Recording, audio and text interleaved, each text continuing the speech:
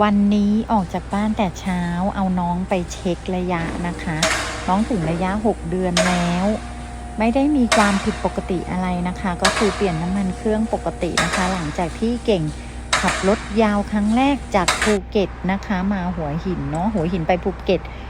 กลับมาหัวหินนะคะอันนี้ก็เป็นห้องรับรองของศูนย์ซูซูกิที่